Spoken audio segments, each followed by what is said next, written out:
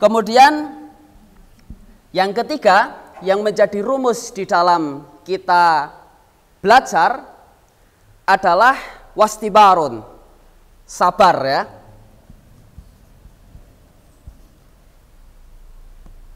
Kecerdasan sudah, sungguh-sungguh sudah, sabar.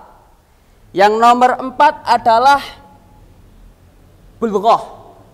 Bulughoh itu apa? Modal. Modal. Nah, bekal juga sama. Modal, bekal, dan ya yang semisal ya. Kecerdasan, kesungguhan, sabar, kemudian modal. Kemudian yang kelima, irsyadul ustad, bimbingan dari guru. Bimbingan guru. Kemudian yang keenam, kata Imam Syafi'i, kita tidak akan bisa belajar kecuali dengan 6 perkara adalah tulus zaman, waktu yang towil. Waktu yang apa? Lama ya. Lama. Baik. Ini kata Imam Syafi'i begitu. Dan sebenarnya poin 1 sampai poin 6 ini adalah bagian daripada sabar. Bagian daripada sabar. Makanya tema kita malam hari ini kan teman sholat adalah sabar. Wasta'inu bis-sabri was-shalah. Hendaklah kamu meminta pertolongan kepada Allah dengan sabar dan salat. Itu judul kita itu. Bapak Ibu rahimakumullah, mari kita sedikit saja singgung pesan Imam Syafi'i ini. Yang pertama, kecerdasan. Inna nahnu nazzalnal Qur'anal Arabiyyan la'allakum ta'qilun. Kata Allah, sesungguhnya kami menurunkan Al-Qur'an berbahasa apa? Berbahasa apa? Al-Qur'an Arab. Mboten sah protes nggih, kok ora nggo basa Indonesia rasa protes. Ya. Enggak apa-apa. Nanti dulu. Nah, ini tinggal digini nyala. Ora usah protes. Quran itu bahasa Arab. Bahasa Arab. La'allakum ta'qilun, supaya kemudian kalian menjadi orang yang berakal. Karenanya di dalam memahami Al-Qur'an pada khususnya, di dalam memahami hadis pada khususnya, dan di dalam memahami syariat Islam pada umumnya, itu harus pakai zakat. Zakat itu kecerdasan. Nggak bisa kita mau memahami agama ini kalau tidak punya kecerdasan, nggak bisa. Kemarin ada beberapa kalimat yang muncul. Seorang profesor diberi kesempatan untuk menyekolahkan atau memberikan satu riset penelitian tentang minat bakat pelajar Indonesia ke luar negeri. Kata profesor ini, ternyata dari 60, kalau tidak 60 peserta itu, yang kata dia adalah pesertanya yang cerdas-cerdas itu, tidak ada satupun di antara mereka yang pakai tudung ala orang Arab. Itu kata profesor, mudeng maksudnya. Jadi orang-orang sing jilbaban, nggak ada itu yang jilbaban. Karena katanya, ya mungkin ada orang yang mengatakan jilbab itu mengurangi kecerdasan. Nah, barangkali seperti itu ya. Ini kan ngawur gitu. Padahal Bapak Ibu rahimakumullah, saya ingin bercerita sedikit tentang bagaimana saat ini kondisi pondok pesantren, yang mana saya selalu menyarankan kalau punya anak pondokkan. Darus Syahadah itu kalau tidak salah, kemarin informasi dari Ustadz Lanang terakhir itu sing daftar 6.000 kalau tidak salah, yang ditompo berapa? 400. Milih sak milih gitu. Yang waktu Ezar Kompetitornya berapa Ustaz Arif? 200 yang diterima separuhnya itu ya. Ini kebanyakan begitu sekarang. Makanya kalau punya anak pesantrenkan. Jangan kemudian anggapan bahwa mindset pesantren itu pola pikir yang kalah dari yang lainnya. Jangan seperti itu. Saya dulu keingat betul bagaimana waktu di pesantren awal. Surah ngerti bahasane kaya ngopo, begitu masuk pertama langsung kemudian saya masuk di waktu itu di toilet, ada yang gedor pintu itu dengan bahasa Arab, kalau waktu itu bahasa Arab ya, man bidahil itu. Wah, saya bingung kan jawab opo gitu kan, baru masuk pesantren urung ngerti opo, di sana bahasanya dua, bahasa Arab atau bahasa Inggris. Man bidahil 2 kali, ping telu geduar sing rada seru, man bidahil. Wah, keringete rada oke hares mau orang ngerti, orang mudeng karepe. Baru kemudian yang keempat dia ngomong, "Kamu santri baru ya?" "Ya, saya santri baru." Baru kemudian itu. Di pesantren itu ora sholat subuh jamaah aja pelanggaran berat. Sementara di umum ya di luar pesantren yang maksud kami itu adalah menjadi hal yang barangkali menjadi hal yang biasa. Makanya kembali ke zakat. Jadi kita mau belajar itu harus pakai zakat, harus pakai kecerdasan gitu. Yang kedua adalah apa itu? Kesungguhan. Jadi sungguh-sungguh, jangan belajar kayak diwarai sidik, ditakoni saka siji, akhirnya karena tidak bisa menjawab kemudian mutung. Nah, jangan seperti itu. Harus ada khirsun ya, harus ada kesungguhan. Bahasane ngutuk, ora iso ora apa-apa, sing penting kudu mangkat terus. Nah, itu. Kemudian sabar, kemudian modal. Bapak Ibu rahimakumullah, ini yang hari ini perlu kemudian kita pecahkan. Sebagian orang mengatakan, contoh nih, kita membuat TPQ misalnya. Kemudian TPQ itu berbayar. Nanti akan ada orang ngomong begini, ngaji kok bayar, iya enggak?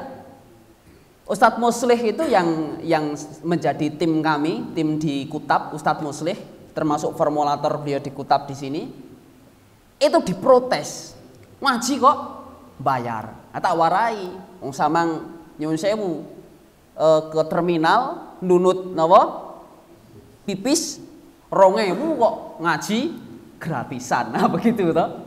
Nah ini jadi mindset di masyarakat masih begitu, apalagi di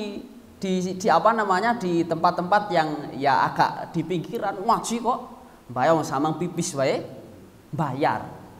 Nah, modal itu kami punya satu cita-cita. Ini Temanggung belum ada menurut saya loh ya.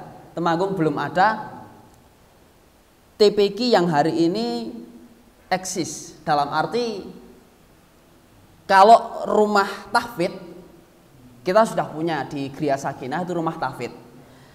Tapi TPQ yang betul-betul taman pendidikan Al-Quran, yang lulus dari situ kemudian dia punya makhraj yang bagus, dan kemudian di situ bertarif, dalam arti bertarif itu bukan kemudian membebani, enggak. Tapi yang terjadi kenyataannya sekolah saat ini, pendidikan Al-Quran saat ini, yang bertarif, yang bayar dengan yang tidak bayar, itu malah mutunya jauh lebih baik yang bayar. Tepat Ustadz Muslih itu bayar, muridnya sudah 60 lebih di sana yang menghafalkan Al-Quran. Memang maksud kita bukan hanya sekedar menumpuk bukan, tapi ketika ada satu modal, kata Imam Syafi'i tadi, maka di situ ada keterkaitan. Jadi orang yang dimasukkan di TPQ kita ini adalah orang yang tenanan. Nek ndak tenanan juga usah di sini, gitu. Aku sing orang sekitar sini bagaimana? Iya, memang kita harus kemudian memperhatikan lingkungan. Tapi ketika kita larut dengan keadaan, malah sing ono, pengalaman kita ya, Yang ada itu biasanya sing apik nulari sing elek, nopo sing elek nulari sing apik?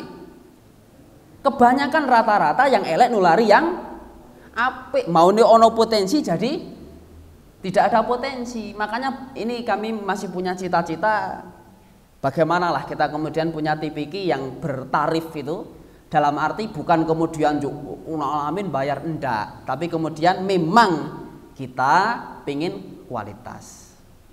Termasuk Bapak Ibu rahimakumullah, kita sedang berproses, hari ini sudah dapat 11 anak. Kemarin dari 6 peserta yang awal, 3 yang awal itu dia sudah selesai 1 juz dalam waktu kurang dari 3 bulan menghafal di sini. Dan memang bismillah, minta doanya, kita tidak mau mengadakan satu lembaga pendidikan itu kok nanggung. Ahad besok tanggal berapa itu? Tanggal 12 ya. Kita akan mendatangkan salah satu beliau termasuk ustadz yang memang ngutek-ngutek di dunia pendidikan, termasuk pakar juga, namanya Ustadz Wiramandiri Bakhrun yang beralamatkan dari Jogja. Itu kita undang kemari untuk ngaji di sini jam hari Ahad, nanti bisa dilihat di depan sana. Itu adalah kajian wali murid dalam rangka untuk membina parenting. Jadi anak-anak itu supaya kemudian mereka di sekolah diajari sebagaimana pendidikan fitrah, tapi di rumah juga orang tua ini kita bina. Itu salah satu adalah kita ngundang Ustadz Wiramandiri Bakhrun. Itu tanggal 12 terbuka untuk umum. Karena saya mikir kalau hanya wali murid yang jumlahnya hanya 11 itu sayang sekali, karena ini ilmu, maka kita buka untuk umum.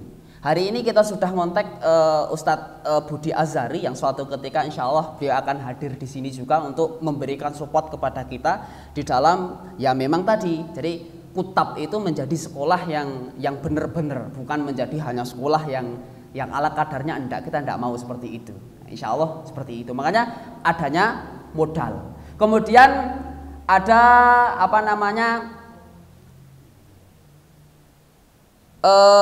bimbingan dari guru. Nah, ini penting, ada bimbingan dari guru. Kemudian yang terakhir adalah waktu yang panjang. Bapak Ibu rahimakumullah, makanya tema kita adalah ini bagian daripada sabar. Baik, kalau kemudian kita kembali ke sini, yang namanya sabar itu apa? Apa sabar itu kira-kira?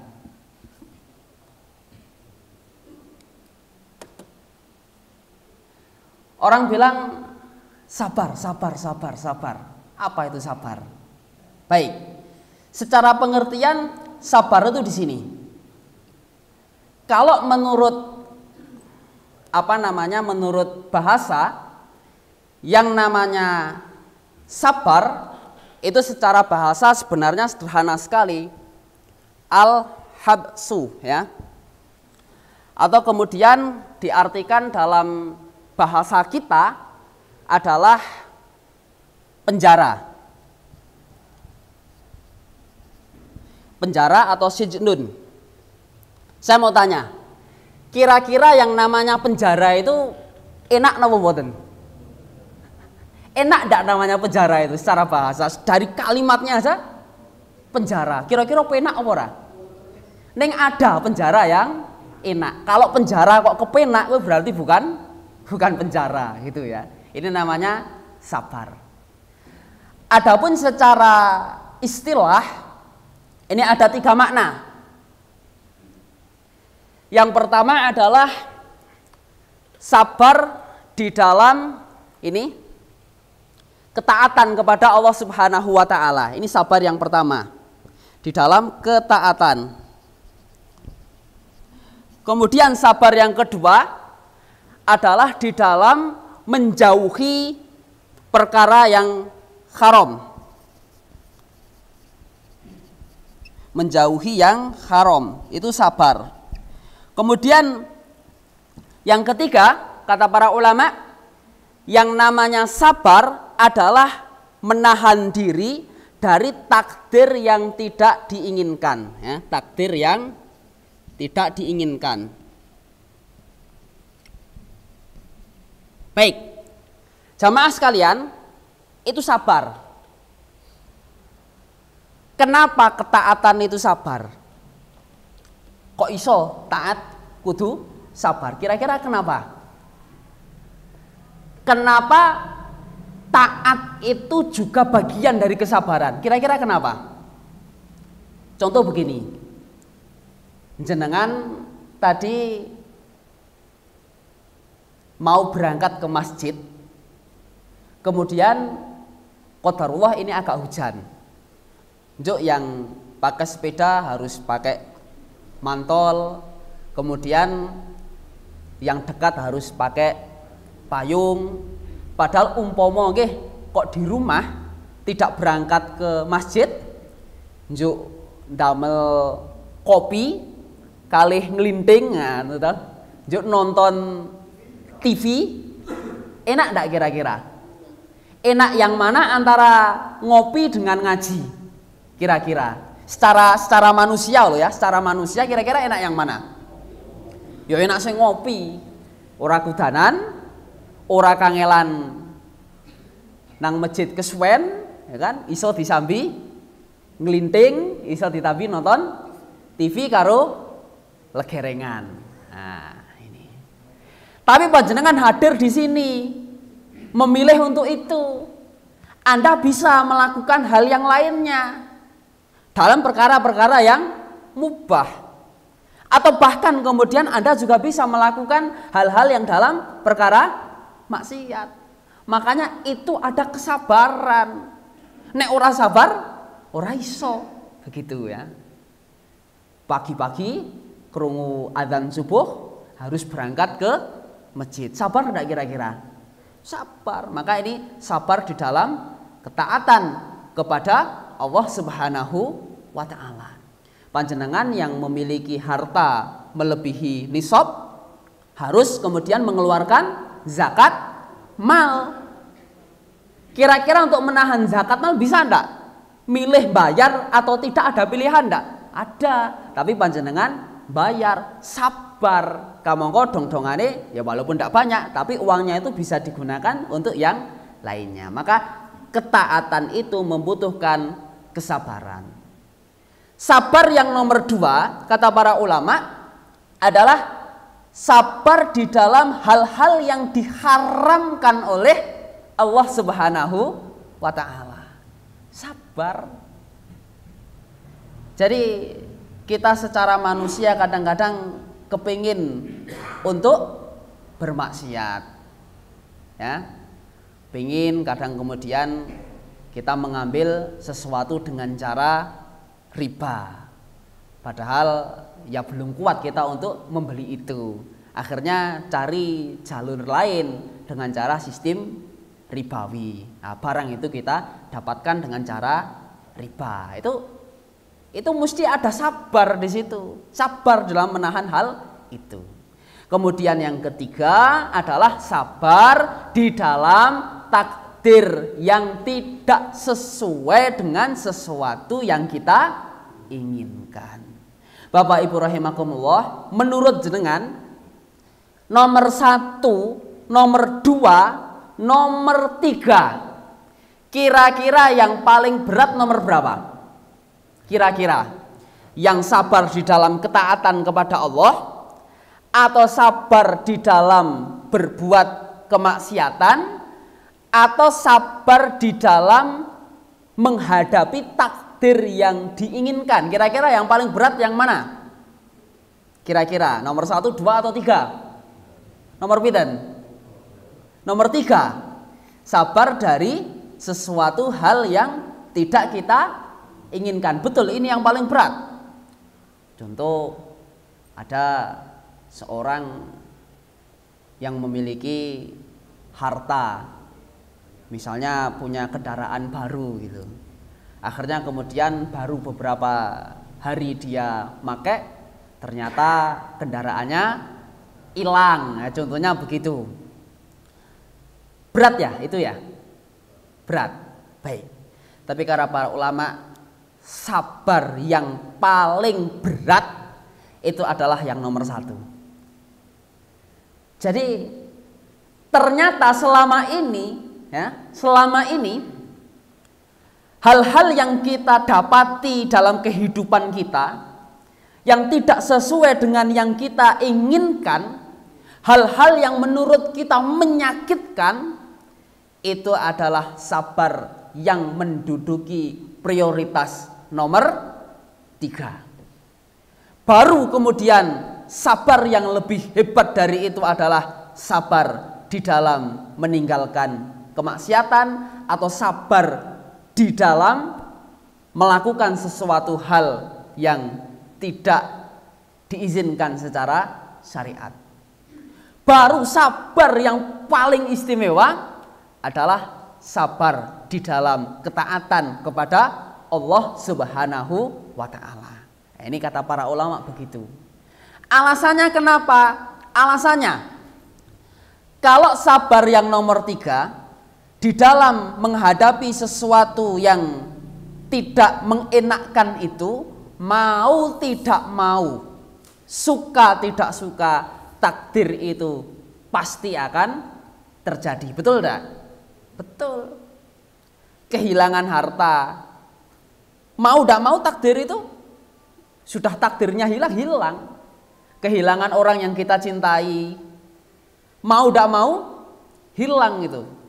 Jika memang sudah saatnya, tinggal pilihannya nanti. Ada orang yang sabar, ada orang yang marah, ada orang yang ridho, ada orang yang syukur. Itu nanti ada 4, begitu. Tapi yang pertama ini dia punya 2 potensi.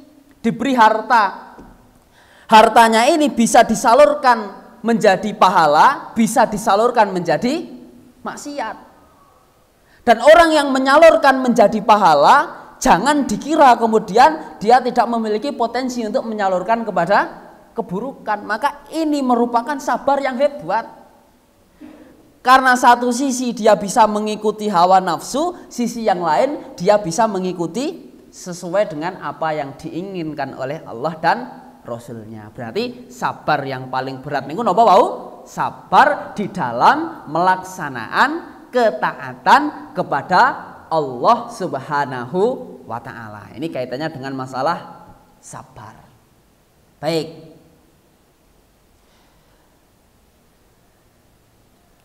Ini keterangannya tadi ya. Nanti Ali Imran ayat 200. Ya ayyuhalladzina amanus biru wasabiru warabitu wattaqullaha la'allakum tuflihun.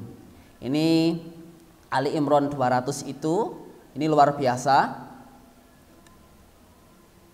Ya. Ya ayyuhalladzina amanu, wahai orang-orang yang beriman, isbiru wasabiru. Ini sama-sama kalimat untuk sabar. Pertama menggunakan kalimat isbiru, maka bersabarlah kamu. Kemudian kalimat yang kedua wasabiru, sama, bersabarlah kamu. Kemudian yang ketiga adalah ribat, warobitu. Yang keempat wattaqullah, ada 4. Sabar, ribat, takwa. Nah, ini ada bedanya. Yang pertama adalah kalimat as-sabru, ya, as-sabiru. As-sabiru di sini yang dimaksud adalah sabar di dalam tadi ketaatan itu. Ini as-sabiru. Kemudian wasabiru, sebentar. Saya tadi tidak kuali sebentar.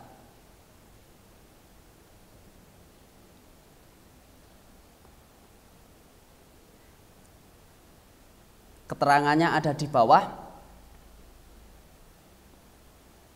Nanti kalau kebalik diingatkan ya, keterangannya ada di bawah yang jelas.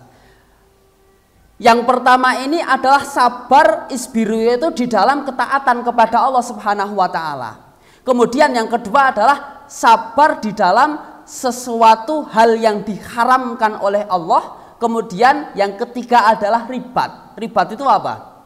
Ribat itu berjaga, Makna aslinya ribat itu berjaga. Nanti diingatkan, dibuka tafsirnya antara isbiru dan wasobiru. Saya agak lupa yang mana yang di dalam ketaatan, yang mana yang di dalam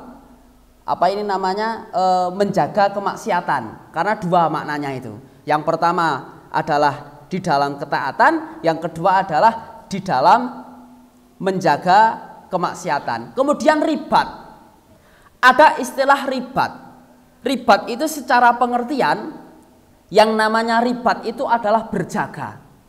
Kalau dalam fikih jihad itu disebutkan yang namanya ribat itu adalah seorang mujahidin, seorang tentara yang dia ditugaskan untuk berjaga di dekat perbatasan musuh dan dilengkapi dengan senjata, itu namanya ribat. Jadi makna asli daripada ribat itu adalah berjaga. Adapun nanti ada hadis di bawah yang menerangkan tentang masalah ribat. Apa di antaranya?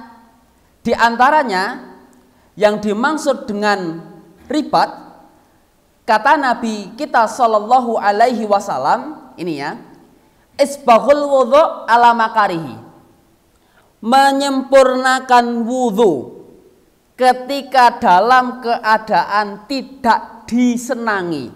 Jadi dalam keadaan yang sangat amat dingin, itu wudhunya disempurnakan. Wa kathratul khatta ilal masajid, memperbanyak langkah kakinya menuju masjid. Kemudian wantidharus shalah ba'das shalah, menunggu antara waktu sholat dengan sholat berikutnya. Kata Nabi kita Shallallahu Alaihi Wasallam, fadzalikumur ribat, fadzalikumur ribat. Yang demikian itu merupakan ribat, yang demikian itu merupakan ribat. Ini makna yang lebih luas. Apa tadi yang pertama? Yang pertama menyempurnakan wudhu saat dingin. Yang kedua adalah memperbanyak langkahnya untuk menuju masjid. Yang ketiga adalah menunggu waktu sholat. Ini ada dua makna. Yang dimaksud dengan menunggu waktu sholat, yang pertama adalah kita berada di masjid tadi sholat maghrib. Kemudian sholat maghrib sambil diniatkan menunggu sholat isya. Maka selama kita berada di masjid ini dengan niatan menunggu waktu itu, maka ini termasuk ribat. Sama kemudian dengan dinilai sama kemudian dengan orang yang berjaga-jaga tadi di mana? Di perbatasan musuh saat dalam keadaan berperang. Itu begitu. Itu makna yang pertama. Makna yang kedua adalah lebih luas. Jadi yang dimaksud dengan menunggu waktu sholat adalah tidak terikat di masjid saja. Tapi kemudian tadi sholat zuhur kita bekerja sambil kemudian menanti-nanti datangnya sholat asar. Itu makna yang kedua. Wallahu a'lam. Itu ya. Itu dua makna yang kemudian berbeda. Perintahnya tadi sabar, sabar, ribat. Kemudian yang terakhir adalah takwa. Nah, takwa itu bagian daripada yang ketiga tadi. La'allakum tuflihun, supaya kalian menjadi orang-orang yang beruntung. Supaya kalian menjadi orang-orang yang beruntung. Itu dalam Quran surat Ali Imran tadi. Begitu ya. Baik, Bapak Ibu rahimakumullah, kembali ke sabar. Orang kita itu memiliki potensi di dalam menghadapi poin yang ketiga tadi. Yang pertama sabar di dalam ketaatan, sabar di dalam menjauhi yang haram. Kemudian yang ketiga adalah sabar di dalam mendapatkan hal yang tidak diinginkan. Yang pertama Ada orang ketika mendapati sesuatu hal yang tidak diinginkan, maka dia adalah marah. Yang pertama apa? Marah. Di sini marah ya. Jadi ketika mendapati sesuatu hal yang diinginkan, dia marah. Apa bentuk marahnya? Bisa dengan ucapan, bisa dengan tindakan, bisa dengan hati. Hati contohnya, orang yang marah dengan takdir dengan hati. Contohnya apa? Contohnya bahkan naudzubillah, dia menyangka bahwa dengan sesuatu yang menimpa dirinya itu Allah Subhanahu wa taala telah berbuat jahat kepada hamba tersebut. Menyangka dia, wah Allah jahat dengan aku, Allah tidak adil ini dengan saya. Itu. Bapak Ibu rahimakumullah, sedikit kita singgung di beberapa tempat di Temanggung, kami ceritakan, tidak kami sebutkan tempatnya di mana. Itu kalau sasi nopo syuro, kawan kami yang bercerita, itu mereka memiliki satu agenda. Apa agendanya? Agendanya adalah kemudian mengundang anak-anak yang nyun sewu yatim, diundang. Dalam satu acara itu kemudian diberi bingkisan. Apa bingkisan yang ada? Bingkisan yang ada itu adalah satu amplop yang kemudian, mohon maaf kami sebut nominal, isinya itu antara 100.000 atau 150.000 atau di bawah itulah, atau 200.000 lah gitu ya. Apa yang terjadi? Yang terjadi adalah kami mendapati ada beberapa anak yatim yang kemudian anak yatim ini diasuh oleh saudaranya. Begitu dapat undangan ngisuk arek suronan ono acara ini. Apa yang terjadi? Yang terjadi sing oleh undangan itu malah bingung. Mental dia sudah kena itu. Kenapa? Ki oleh undangan arek teko gur paling nompo duit, pinten 1.000. Arek ora teko ndarani semugih. Ada itu di Temanggung seperti itu. Yang kemudian dalam acara tersebut anak yatim dipaparkan di atas panggung, kemudian ini pemahaman makna hadis yang keliru, maka satu persatu jamaah yang hadir di situ naik ke atas panggung, kemudian mengelus kepala mereka, dielus-elus gitu. Nah, ini yang terjadi begitu. Sampai kemudian karena kami cerita ini, ada orang yang marah suatu ketika ada anak itu masih kecil, pas sasi suro, itu sampai histeris. Ya Allah, kenapa kemudian aku yang seperti ini, aku tidak punya bapak, aku tidak punya ibu. Itu terjadi itu. Ini keluar dari konteks tadi ya, keluar dari konteks. Maksud saya apa? Ini acara yang kemudian perlu kita luruskan. Nah, betul memang niatnya nek sing ora ngerti jan apik banget itu. Niatnya syiar. Tapi kemudian bagi mereka yang kemudian sudah di lapangan dan melihat dengan keadaan realita yang nyata, wong tok arek nampa duit 100.000 dadak diundang, didunggahake panggung. Wah, itu begitu. Sampai kemarin terjadi, ini hati-hati.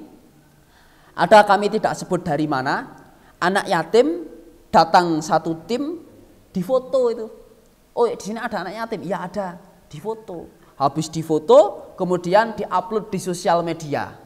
Apa tulisannya? Open donasi. Padahal keluarganya itu tidak pernah meminta sumbangan. Ini terjadi. Nah, ini sesuatu hal yang ya ini sakofah ya, supaya kita ngerti dan supaya nanti di sini juga sama. Pokoknya anggere ono lembaga dari manapun kok masuk ke Pandean minta data anak yatim, langsung ditakoni, Pak. Arek opo? Nek arek nyumbang jo tak terke, ning nek arek, nah itu tadi, jangan sampai kita kecolongan, nanti kita punya anak yatim difoto, diupload di sosial media, dijadikan sebagai opo yo, bahan kesempatan untuk mencari dana, kan repot. Nah, itu viral begitu. Ini terjadi di Temanggung. Nah, begitu ya. Nah, Ada orang yang kemudian terlepas dari tadi, kalau tadi ini salahnya penyelenggara karena tidak bisa ngupeni anak yatim begitu ya. Kalau ini ada orang yang memang ya tadi dengan hatinya dia menyangka bahwa Allah Subhanahu wa taala tidak berbuat adil. Wah sing ora tahu salat wis sugih, kene sing salat rewangi jengkang-jengking, rewangi ya kan? Ora sugih, sugih. Nah, itu ada yang seperti dengan hati. Ada yang dengan lisan, ada yang dengan anggota badan. Yang kedua adalah orang itu di dalam menghadapi sesuatu yang tidak diinginkan ayasbiro. Dia apa tadi? Yang kedua sabar. Kemudian yang ketiga ridho. Bapak Ibu rahimakumullah, pertanyaannya, sabar dengan ridho itu kira-kira beda tak? Sabar dengan ridho itu kira-kira beda mboten? Bedanya di mana? Kira-kira?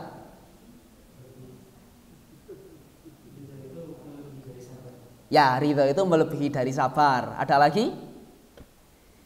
Secara mendasar, yang namanya sabar itu adalah sesuatu yang hatinya dia tidak menerima. Itu sabar. Atine ora karep, tapi dia bisa menjaga hati dari tidak bersuudzon kepada Allah. Dia bisa menjaga ucapan dari sesuatu yang tidak disenangi Allah. Dia bisa menjaga tindakan dari sesuatu yang kemudian tidak disenangi oleh Allah. Itu namanya sabar. Watine jan kempropok tenan niku berdegel mangkel gitu kan. Kaya kepengin, tapi dia bisa menahan tangannya, dia bisa menahan lisannya, dia bisa menahan hatinya untuk tetap berhusnudzon kepada Allah Subhanahu wa taala. Itu namanya sabar. Diparingi ujian misalnya, ada anggota keluarganya yang meninggal, karep boten, hatinya menginginkan ndak mungkin lah menginginkan, tapi dia lisannya tetap memuji Allah, tangannya dia tindak tanduknya tidak menunjukkan sesuatu yang marah kepada Allah. Ini namanya sabar. Yang ketiga adalah ridho. Nek ridho tingkatannya lebih istimewa daripada sabar begitu. Tapi juga dalam keadaan tertentu, tidak bisa dipukul rata gitu. Misalnya ono kemaksiatan, ojo ridho karo maksiat kan mah repot kan begitu kan. Jadi di kampung sini misalnya ini jelas ini maksiat, hatinya harus marah. Tapi apalah daya kemudian memang dia tidak punya kekuasaan, ya kan? Lisannya dia tidak bisa ngomong, tangannya tidak bisa bergerak, kekuasaan dia nggak punya, paling tidak hatinya dia mengingkari. Jangan sampai ridho dengan maksiat. Tapi dalam konteks kalau kemudian itu menimpa kepada kita, maka tetap sabar atau ridho. Nah kemudian yang ketiga malah syukur. Ada orang ditimpa sesuatu yang nggak enak tapi malah syukur. Contohnya siapa? Contohnya salah satu ulul azmi Nabi yang diberi penyakit kulit sampai Yun sewu ya, sampai istrinya aja gitu kan. Dan hanya disisakan hatinya dan lisannya hanya untuk berzikir kepada Allah. Itu contohnya itu. Apa kata istrinya suatu ketika? Ayub, engkau ini seorang nabi. Engkau kalau berdoa itu pasti didengar oleh Allah. Mbok yo berdoa, masa seorang nabi diberi, kamu tuh kalau berdoa pasti didengar oleh Allah Subhanahu wa taala. Apa kata Ayub? Saya malu gitu. Saya malu. Jadi kenapa malu? Malu jangan-jangan nanti saya menjadi orang yang bukan tidak sabar, tidak menerima dengan anugerah Allah. Wah, ini angel ini. Sakit bagi orang lain itu menjadi sesuatu yang menyakitkan, tapi bagi seorang nabi ini menjadi anugerah.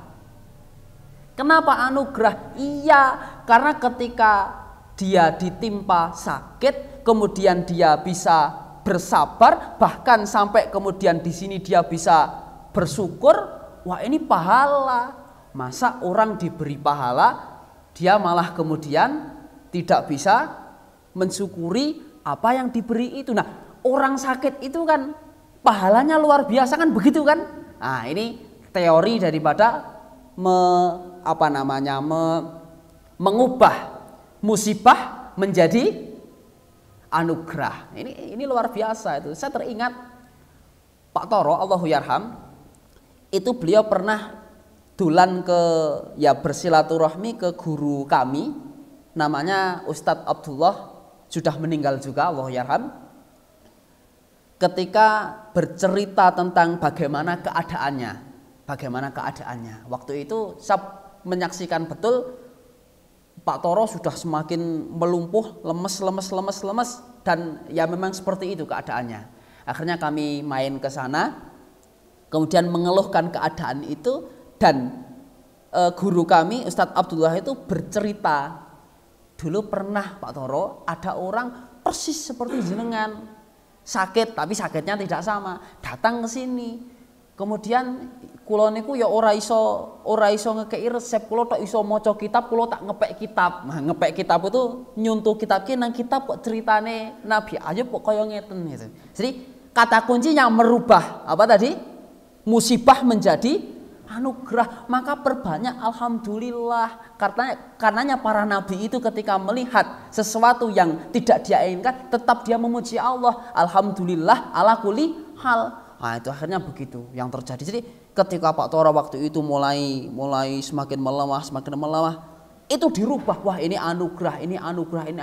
Sampai kemudian saya menyaksikan sendiri, Bapak menyaksikan sendiri, kita menyaksikan sendiri bagaimana yang secara medis mestinya semakin drop, malah kemudian semakin membaik waktu itu. Qadarullah begitu.